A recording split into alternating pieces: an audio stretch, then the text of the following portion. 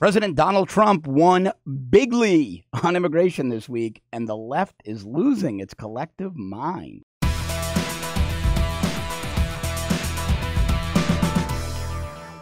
Yesterday, the Supreme Court announced its ruling that it was upholding Donald Trump's travel ban and extreme vetting policies. The left is losing it. I was reading stories from Reuters, from the New York Times, from CNN. They're beside themselves. And even worse, the vote was 7-2 in favor of upholding the constitutionality of the ban and slapping down the activist lower courts. Obama's friend, the judge in Hawaii, the Ninth Circuit, the liberal Ninth Circuit, the liberal Fourth Circuit. This was a massive win. Now, the left is trying to make it seem like Trump is trying to ban every Muslim. The countries affected by the ban, I don't know how many people you've met from these countries walking around your neighborhood, are Chad, Iran, Libya, Somalia, Syria, and Yemen. Not exactly vacation spots. Not exactly places you want to take the kids. This is a big win. Even Elena Kagan and Stephen Breyer, two reliable liberal votes, voted to uphold the ban because the ban is constitutional. There's case law on this. There's law on the books on this. It's in the U.S. Code. I'm going to read you the U.S. Code section a little bit later on in the segment. Now, the ban, of course, was challenged by the state of Hawaii, Obama's home, where his buddy the judge tried to unconstitutionally strike it down, and by the ACLU. The ACLU is crying. Here, let me read you a quote from the ACLU in a Reuters piece. Quote, President Trump's anti-Muslim prejudice is no secret. He has repeatedly confirmed it, including just last week on Twitter. ACLU lawyer Omar Yadwat said. Now, Trump tweeted 3 videos, showed Muslims beating up disabled people, busting up statues of the Virgin Mary. See, the left doesn't like when video is used to debunk their false narrative. We're seeing that now in local law enforcement. Black Lives Matter and groups like them also now hate police body cams because they debunk the narrative. But let's stick with immigration. There's video of Muslims doing these things. There's video of Muslims from some of these countries doing these things. Donald Trump's ban was more than right. It was needed to protect Americans. We see the rape crisis in Sweden. We see what's happening in Britain. We see what's happening in France. We see what's happening in Germany. We see what's happening to all the EU countries, pretty much except Poland, that aren't sealing their borders and worrying about their own first, that are bringing in these Muslim migrants, these rapists, these criminals. And of course, Reuters, predictably, really upset.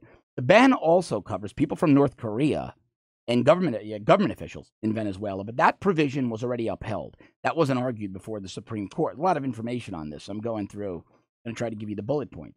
Now, the Supreme Court said the ban will stay in effect regardless of what the appeals courts rule because the Ninth Circuit and the Fourth Circuit are about to hear the challenges to this from the ACLU in Virginia and the state of Hawaii up in the Ninth Circuit. The ACLU's Virginia challenge will be held in the Fourth Circuit Court of Appeals, the Hawaii challenge in the Ninth Circuit Court of Appeals. But you know what? And they're going to hear those challenges actually tomorrow. The Ninth Circuit will hear the challenges tomorrow in Seattle, and the Fourth Circuit will hear them in Richmond. But it won't matter. The Supreme Court already ruled. It's the law of the land. This is just a bunch of liberals having a hissy fit. They're hysterical because the ban was put into place. Now, what I loved even more is the acting chief of the U.S. Immigration and Customs Enforcement, Tom Homan. Now, Tom Homan has been around a long time. This guy started under Reagan. Few people know more about border security policy than Thomas Homan, universally well respected in the law enforcement community. Let me read you what he said about Donald Trump. Quote, this president has done more for border security and public safety than any of the 6 presidents I worked for. He worked for Obama. He worked for Clinton. He's not a partisan guy. This guy is a cop who cares about protecting Americans. He's not agenda-driven. He's not politically driven. He goes on to say, just since his leadership in January, border crossings are at a 45-year low. Now, that's not a coincidence, he said. That's because this president has let the men and women of Border Patrol and ICE do their job. He's right. Look, anecdotally, I've got a very good friend down here in South Florida who's a deportation supervisor for ICE. He said to me at dinner not long ago, business has never been better. He's swamped. He's the guy who actually drives the illegals to the airport and waves goodbye as they get on the plane. And he said they are just packed. Their holding facilities, their cells, their parole offices are simply packed because Trump is letting the rank and file agents do their job. And that's all he's doing.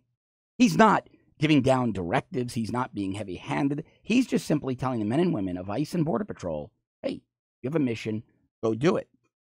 Now, Homan goes on to say that actually in 2016, June 2016, Homan testified that deportation numbers were not down because there was no one to deport, but because the Obama administration had an opposition to carrying them out. The Obama administration wouldn't let the agents apprehend and deport the suspects.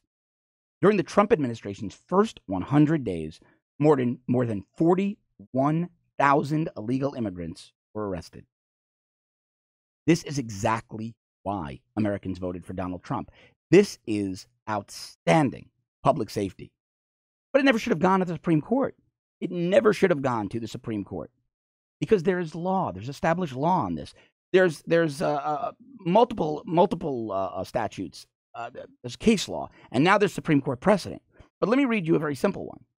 8 U.S. Code 1182 14F. Suspension of entry or imposition of restrictions by president. Whenever the president finds that the entry of any aliens or any class of aliens into the United States would be detrimental to the interests of the United States, he may, by proclamation and for such period as he shall deem necessary, suspend the entry of all aliens or any class of aliens as immigrants or non-immigrants, or impose on the entry of aliens any restrictions he may deem to be appropriate. It doesn't get any more absolute than that. In short, the power to decide who is and isn't allowed into this country rests with the President of the United States. The Supreme Court saw that. Even liberals Elena Kagan and Stephen Breyer saw that. They voted appropriately. Travel ban is now the law of the land. Next stop, expanding it to many, many more nations. Help me keep bringing you this really interesting content. Please subscribe to our premium service at www.therebel.media/shows. If you're already a subscriber, thanks very, very much. I'll be back with you tomorrow. Thanks so much for watching.